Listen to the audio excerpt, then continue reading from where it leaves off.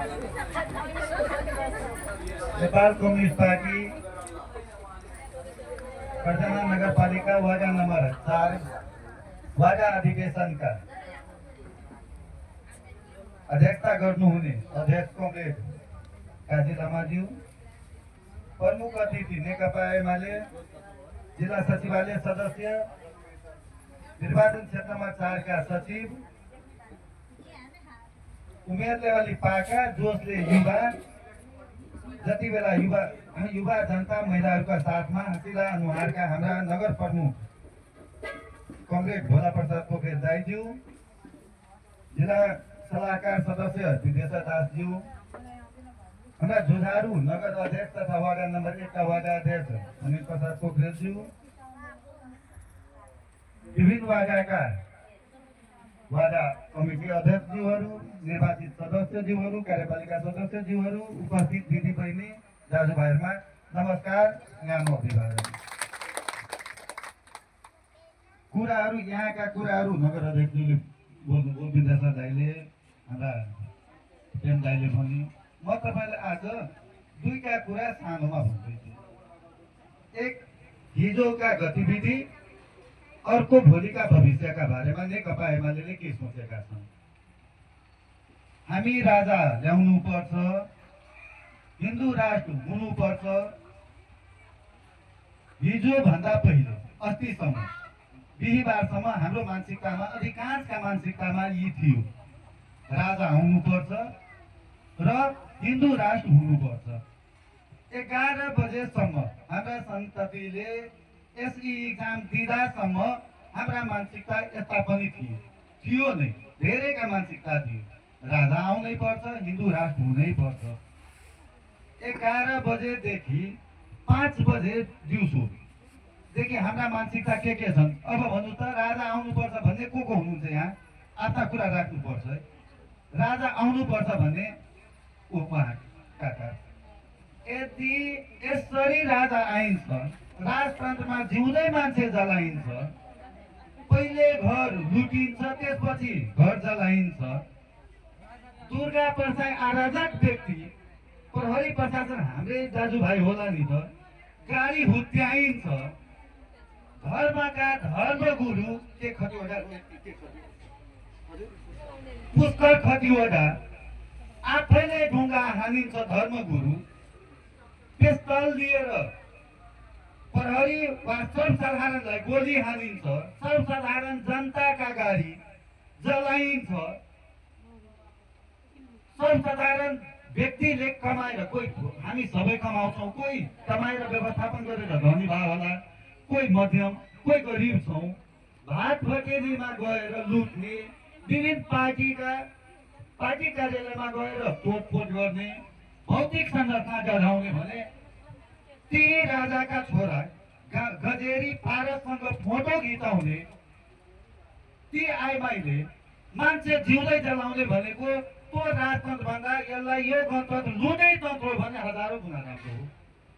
यसरी त असुरक्षित हुँदैन मित्र। हाम्रा नेता सचिनुपर्छ।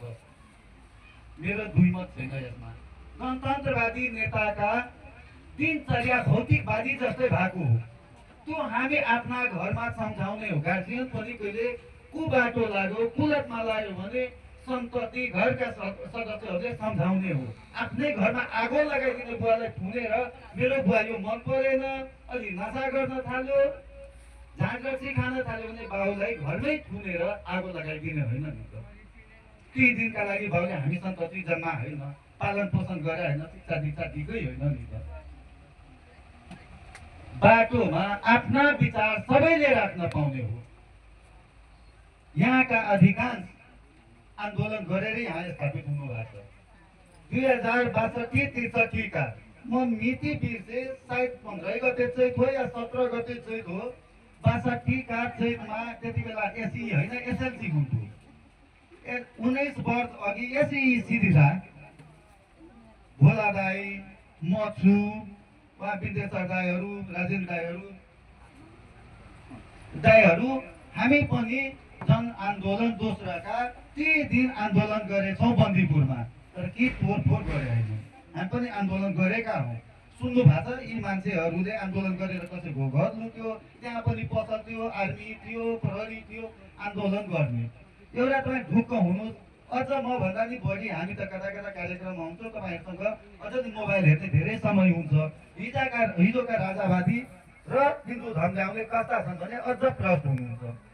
अर्को अहिले व्यापक चर्चामा के आछ भने कुलमान घिसिङलाई हटाएको, ओलीले हटाएका, राम्रा काम गर्दै थियो त्यसलाई हटाएका हो। म अहिले नुहाई धुवाई गरेर यो लुगा लगाएर आएँ, सेन्ट पनि छरेर आएँ, तर मेरा मनमा भएका नराम्रा सेन्टले जाँदैन नि त। हिजो सामान्य घर परिवारमा रामेछापमा जन्मेको कुलमान घिसिङलाई मोटामोटी 86 अर्ब बराबरको सम्पत्ति कसरी भयो? मेरा घरमा पनि नेपाल सरकारका रिटायर्ड इन्जिनियर 9 त पुगेर मेरै मामा हुनुहुन्छ, काका बर्जियर हुनुहुन्छ, सामान्य परिवारमै छौँ। एउटा इन्जिनियरको 7 वर्षको सम्पत्ति 86 अर्ब के गरी कमाएपछि हुन्छ होला? हाइड्रो पावर उसको परिवारको हुने। यतिका पल हुँदा हुँदा सामान्य भाषामा तपाईँहरूलाई भन्छु, युट्युबमा सम्मान एकदम राम्ररी हेर्न सक्नुहुन्छ। यतिका पल 10 लाख पल नेपाल सरकारको नेपाल विद्युत प्राधिकरणले आफै बनाउँदा भारत बाहिर किन किन्नु पर्या थियो? यो सिधियो, सङ्कटकाल लाग्यो, पोल ढल्या छ, बत्ती छैन, इमर्जेन्सीमा किन हो कि 30 जग्गामा हुँदा हुँदै किन किन्नु पर्यो? त्यो पनि 10 लाख पोल बत्ती।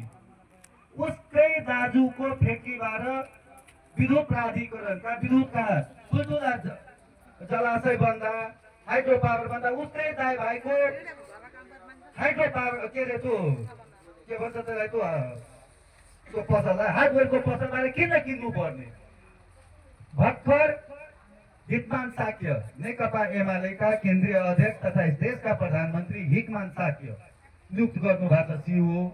उनलाई साक्य भन्नाले राधिकामा केपी शर्मा ओलीका धर्मपत्नी राधिका साक्य कीर्तिपुरकी, उसको साला भनेर जुन आमा हो, यो हिकमान साक्य भनेको इनामको हो।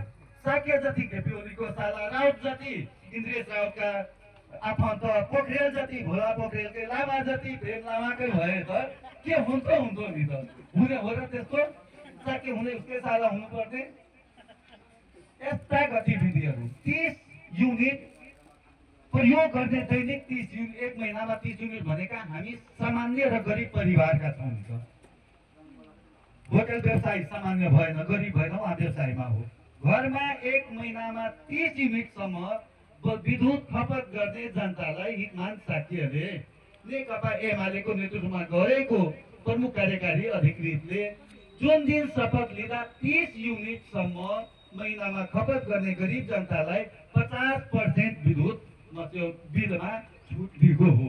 यो प्रत्यक्ष जनतामा आउने होइन र 7 दिनमा यदि बिजुली बिल तिरेन भने 25% जरिमाना लगाउने कुलमान घिसिङको जनता मारा अभियानलाई नारालाई खारिज गरिएको छ। यो प्रत्यक्ष जनताले पाउने होइन र भन्नु धेरै थियो। बाँकी तपाईँहरूलाई युट्युबमाथि पनि छोडे, के झुटो हुन्छ के साँचो पनि हुन्छ। आउने वडा कमिटी, हुने वडा कमिटीलाई बधाई, सफल कार्यकालको शुभकामना। 26 गते नेकपा एमालेको लागि हुने ठुलो पर्व सिरामा हामीले बस व्यवस्थापन, खाजा व्यवस्थापन, यातायातका व्यवस्थापन गर्छौँ। तपाईँहरूको जनसहभागितामा कुनै कमी नहोस्। यहाँ आएका 1 जनाले 5 जना, हामी गाडी घोडामा कुनै कमी राख्दैनौँ। जनसहभागिता उल्लासपूर्वक होस्, हामीलाई पनि हौसला होस् र आउने नयाँ वर्ष 2082 का शुभकामना दिँदै तपाईँहरूबाट सानो भनाइ राख्दै बिदा भए। नमस्कार।